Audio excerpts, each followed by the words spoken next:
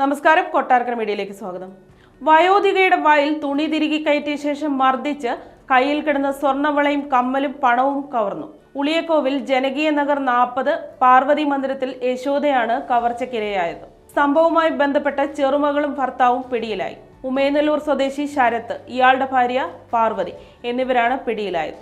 സംഭവത്തെപ്പറ്റി police പറയുന്നത്, നിരന്തരം പണം ആവശ്യപ്പെട്ട് വയോധികയെ ഇവർ ശല്യം ചെയ്യുമായിരുന്നു. കഴിഞ്ഞ ദിവസം ഉച്ചയോടെ വീട്ടിലെത്തിയ ശരത്ത് വയോധികയുടെ കഴുത്തിൽ കുത്തിപ്പിടിച്ച് കമ്മലും വളയും ഊരാൻ ആവശ്യപ്പെട്ടു. തയ്യാറാകാതിരുന്ന വയോധികയുടെ വായിൽ തുണി കുത്തിക്കയറ്റിയ ശേഷം കമ്മലും വളയും ഊരിയെടുക്കുകയായിരുന്നു. പാർവതിയുടെ സാന്നിധ്യത്തിലായിരുന്നു വയോധികയെ മർദ്ദിക്കുകയും ആഭരണങ്ങൾ എടുക്കുകയും ചെയ്തത്. അലമാരയിലുണ്ടായിരുന്ന 25,000 രൂപയും ശരത്ത് കവർന്നു. വാളുകാട്ടി ഭീഷണിപ്പെടുത്തിയ ശേഷം ഇരുവരും രക്ഷപ്പെട്ടു.